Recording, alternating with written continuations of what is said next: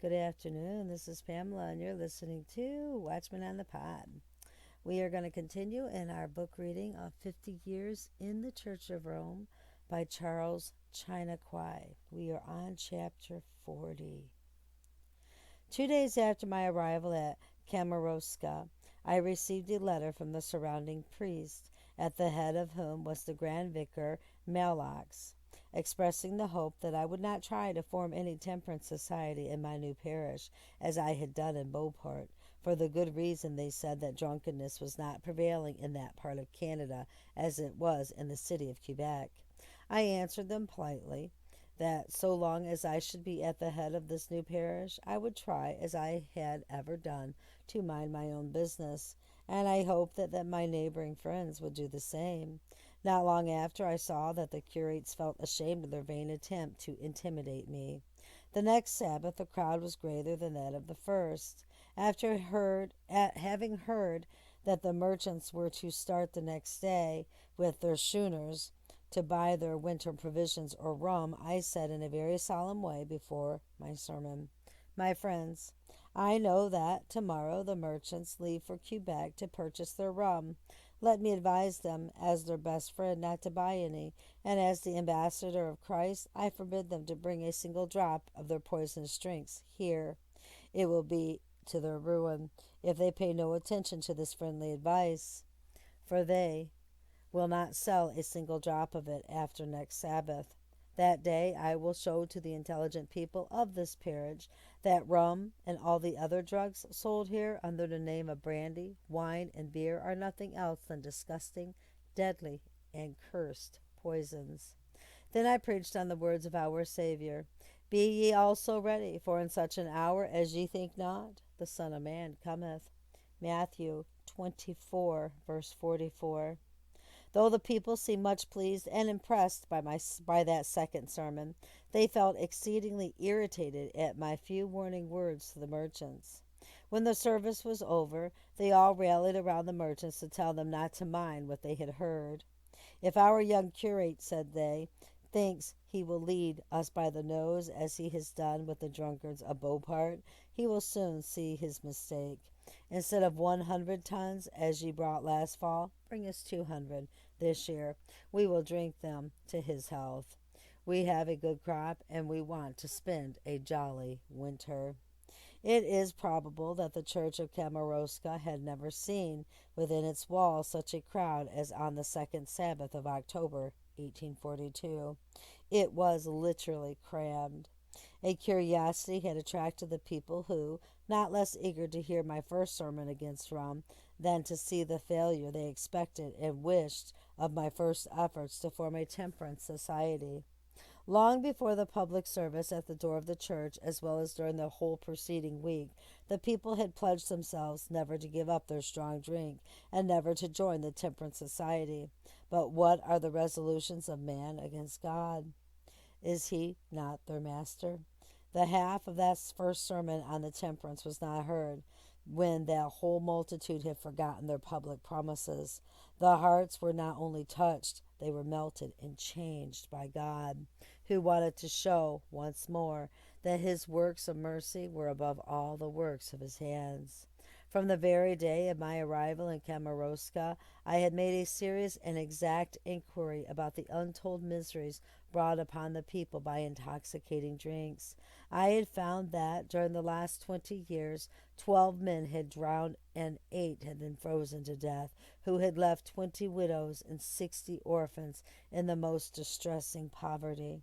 60 farmers had lost their lands and had been obliged to emigrate to other places, where they were suffering all the pangs of poverty from the drunkenness of their parents. Several other families had their properties mortgaged for their whole value to the rum merchants, and were expected every day to be turned out from their inheritance to pay their rum bills.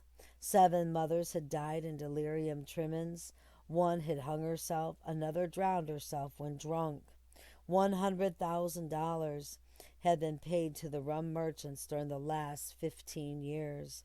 200,000 more were due to the storekeeper, 3/4 of which were for strong drink. 4 men had been murdered. among whom was their landlord, Achilles Tack, through their drunken habits.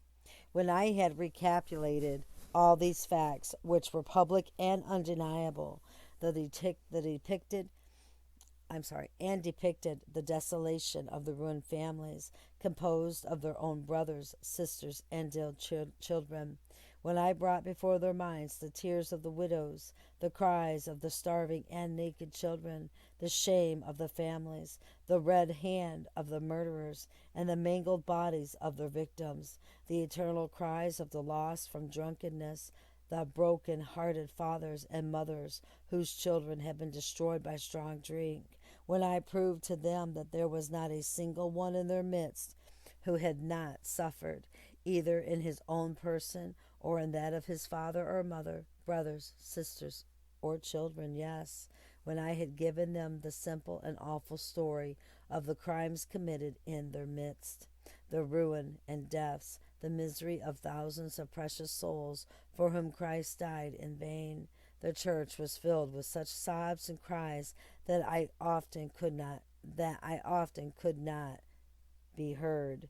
Many times my voice was drowned by the indescribable confusion and lamentation of that whole multitude. Unable to contain myself, several times I stopped and mingled my sobs and cries with those of my people. When the sermon, which lasted 2 hours, was finished, I asked all those who were determined to help me in stopping the ravages of intoxicating drink, in drying the tears which they caused to flow, and saving the precious souls they were destroying, to come forward and take the public pledge of temperance by kissing a crucifix which I held in my hand. 1,310 came. Not 50 of the people had refused to enroll themselves under the blessed and glorious banners of temperance, and these few recalcitrants came forward, with a very few exceptions, the next time I spoke on the subject.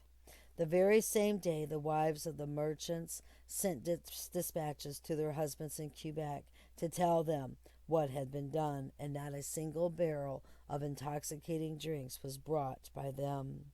The generous example of the admirable people of Kamarowska spoke with an irresistible eloquence to the other parishes of that district, and before long the banners of temperance floated over all the populations of St. Pascal, St. Andrew, Isle Verte, Canacona, Riviere de Loup, Rimanaskaski, Matane, St. Anne, St. Roque, Madawaska, St. Benoit, St. Luce, etc., on the south side of St. Lawrence, and the Elabolements, La Mal Bay, and the other parishes on the north side of the river. And the people kept their pledge with such fidelity that the trade in rum was literally killed in that part of Canada, as it had been in Beauport and its vicinity. The blessed fruits of this reform were soon felt and seen everywhere in the public prosperity and the spread of education.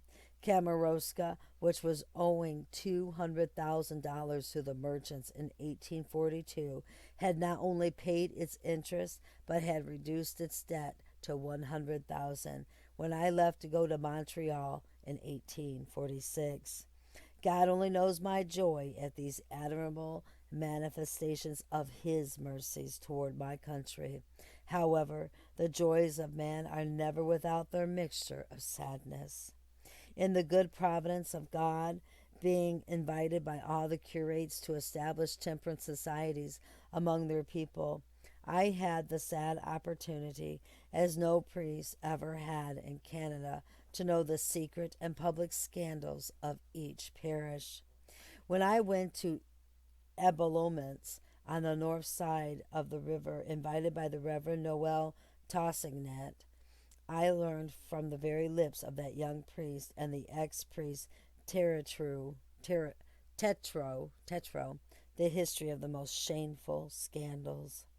In 1830, a young priest of Quebec called de Rome had fallen in love with female penance of Vercheres, where he had preached a few days, and had persuaded her to follow him to the parsonage of Quebec.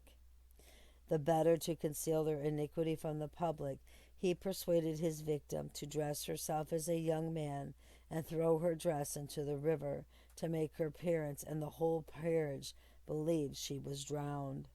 I had seen many times at the parsonage of Quebec under the name of Joseph, and had much admired her refined manners, though more than once I was very much inclined to think that the smart Joseph was no one else than a lost girl.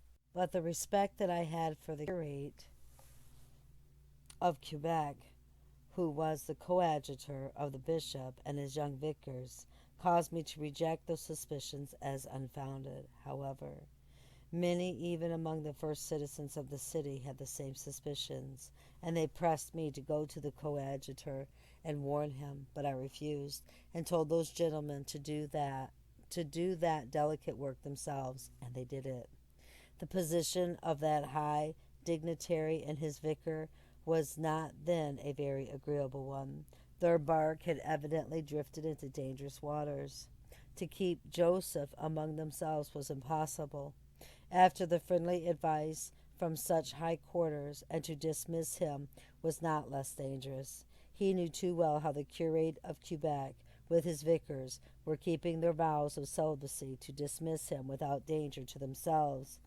A single word from his lips would destroy them.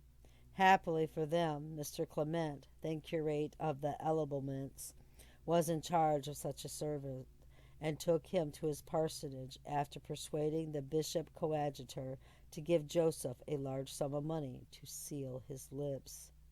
Things went on pretty smoothly between Joseph and the priest for several years, till some suspicions arose in the minds of the sharp-sighted people of the parish, who told the curate that it would be safer and more honorable for him to get rid of his servant.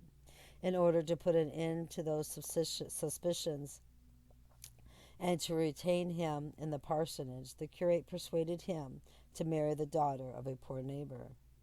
The banns were published 3 times, and the 2 girls were duly married by the curate, who continued his criminal intimacies in the hope that no one would trouble him any more on that subject. But not long after he was removed to La Petite Riviere in 1838, the Reverend M. Tetreault was appointed curate of the Embolements. This new priest, knowing of the abominations which his predecessors had practiced, continued to employ Joseph. One day, when Joseph was working at the gate of the parsonage in the presence of several people, a stranger came and asked him if Mr. Tetreault was at home. "Yes, sir, Mr. Curate is at home," answered Joseph. "But as you seem a stranger to the place, would you allow me to ask you from what parish are you come?" "I am not ashamed of my parish," answered the stranger. "I come from Veriches." At the word Veriches, Joseph turned so pale that the stranger was puzzled. He looked carefully at him and exclaimed, "Oh, my God, what do I see here? Genevieve, over whom we have mourned so long, is drowned. Here you are, disguised as a man." "Dear uncle," it was her uncle, "for God's sakes, not a word more here." But it was too late. The people who were there had heard the uncle and the niece. Their long and secret suspicions were well founded. One of their former priests had kept a girl under the disguise of a man in his house, and to blind his people more thoroughly, he had married that girl to another in order to have them both in his house when he pleased, without awakening any suspicion. The news went, almost as quickly as lightning, from one end of the other of the parish, and spread all over the country on both sides of the St. Lawrence. I had heard of that horror, but could not believe it. However, I had to believe it, when on the spot I heard from the lips of the ex-curate, M. Tetreault, and the new curate, M. Noel Tassignet, and from the lips of the landlord, the Honorable Latterie, the following details which had come to light only a short time before. The justice of the peace had investigated the matter.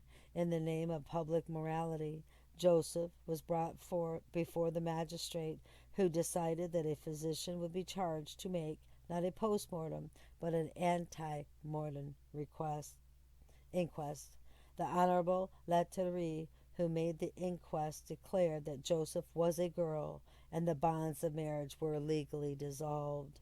At the same time, the curate M. Tetreault had sent a dispatch to the Right Reverend Bishop Coadjutor of Quebec, informing him that a young man whom he had kept in his house several years was legally proved a girl, a fact which, I need hardly state, was well known by the bishop and the vicars. They immediately sent a trustworthy man with $500 to induce the girl to leave the country without delay, lest she would be prosecuted and sent to the penitentiary. She accepted the offer and crossed the lines to the United States with her $2,000, where she was soon married and where she still lives. I wish that this story had never been told me, or at least that I might be allowed to doubt some of its circumstances. But there was no help. I was forced to acknowledge that in my Church of Rome there was such corruption from head to toe which could scarcely be surpassed in Sodom. I remember what the Reverend Mr. Perez had told me of the tears and desolation of Bishop Plessis when he had discovered that all the priests of Canada, with the exception of 3, were atheists. I should not be honest did I not confess that the personal knowledge of that fact, which I learned in all its scandalous details from the very lips of the unimpeachable witnesses, saddened me, and for a time shook my faith in my religion to its foundation. I felt secretly ashamed to belong to a body of men so completely lost to every sense of honesty as the priests and bishops of Canada. I had heard of many scandals before, the infamies of the Grand Vicar Manassu and Cullibur of Montreal, Cadadex of Three Rivers, and Veilleux of Riviera Olay, the public acts of depravity of the priests of Lavire, Tabou, Palayat, Bessel, Brunet, Quillevin, Haute, Lajuste, Rabbe, Crevere, Bellecourt, Vallée, Nignault, Noel, Pinette, Dugas, Devley, and many others were known by me, as well as by the whole clergy. But the abominations of which Joseph was the victim seemed to overstep the conceivable limits of infamy. For the first time I sincerely regretted that I was a priest. The priesthood of Rome seemed then to me the very fulfillment of the prophecy of Revelation about the great prostitute who made the nations drunk with wine of her prostitution. Revelation chapter 17, verses 1 and 5. I think it's 1 and 5 or maybe 15. There's a space in between. Archilochur confession, which I knew to be the first, if not the only cause of these abominations, appeared had not yet touched my eyes with his divine and life-giving hand. I had no idea that there could be any other church than the Church of Rome in which I could be saved.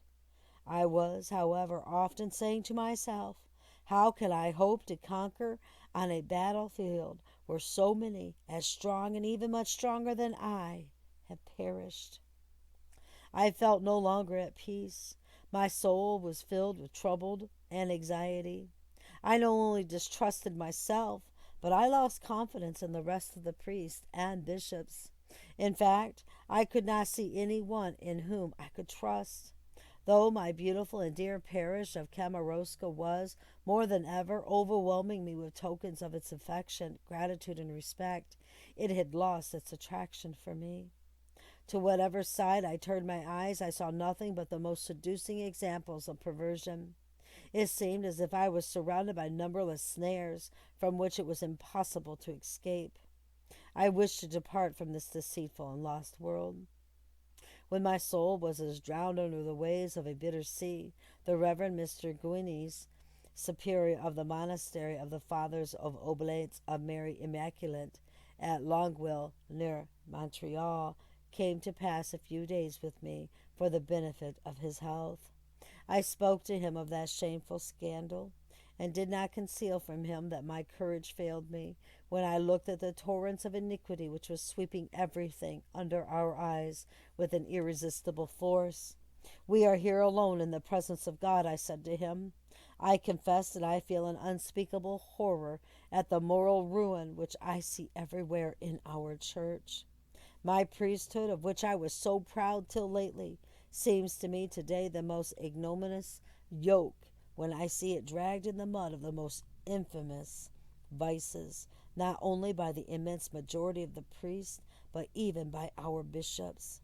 How can I hope to save myself when I see so many stronger than I perishing all around me? The Reverend Superior, with the kindness of a father and becoming gravity, answered me, I understand your fears perfectly. They are legitimate and too well founded. Like you, I am a priest, and like you, if not more than you, I know the numberless and formidable dangers which surround the priest. It is because I know them too well that I have not dared to be a secular priest a single day. I knew the humiliating and disgraceful history of Joseph and the coadjutor bishop of Quebec. Nay, I know many things still more horrible and unspeakable, which I have learned when preaching and hearing confessions in France and in Canada. My fear is that today there are not many more undefiled souls among the priests than in Sodom in the days of Lot. The fact is that it is really impossible for a secular priest to keep his vows of celibacy except by a miracle of the grace of God.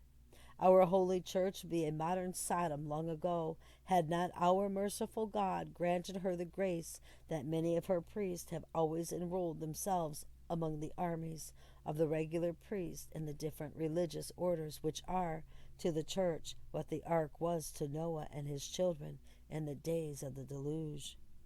Only the priests whom God calls in his mercy to become members of any of those orders are safe, for they are under the parental care and surveillance of superiors whose zeal and charity are like a shield to protect them. Their holy and strict laws are like strong walls and high towers which the enemy cannot storm. He then spoke to me with an irresistible eloquence of the peace of soul which a regular priest enjoys within the walls of his monastery.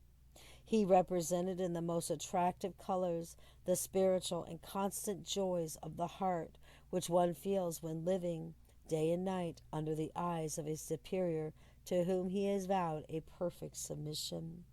He added, your provincial work is finished in the Diocese of Quebec. The temperance societies are established almost everywhere. We are in need of your long experience and your profound studies on that subject in the Diocese of Montreal. It is true that the good Bishop de Nancy had done what he could to support that holy cause, but though he is working with the utmost zeal, he has not studied that subject enough to make a lasting impression on the people. Come with us. We are more than 30 priests, oblates of Mary Immaculate, who will be too happy to second your efforts in that noble work, which is too much for one man alone. Moreover, you cannot do justice to your great parish of Kamarowska and to the temperance cause together. You must give up one to consecrate yourself to the other. Take courage, my young friend. Offer to God the sacrifice of your dear Kamarowska, as you made the sacrifice of your beautiful Beauport some years ago, for the good of Canada and in the interest of the Church, which calls you to its help. It seemed to me that I could oppose no reasonable argument to these considerations. I fell on my knees and made the sacrifice of my beautiful and precious Kamarowska. The last Sabbath of September, I gave my farewell address to the dear and intelligent people of Kamarowska to go to Longueuil and become a novice of the Oblates of Mary Immaculate. Wow. Okay, brothers and sisters, that ends chapter 40. Next time we will pick up in chapter 41. Keep your eyes on Jesus, brothers and sisters. Your nose in the book, which is the Word of God. and embed the Word of God upon the tablets of your hearts, so you will not sin against God or be deceived. Until next time, bye-bye.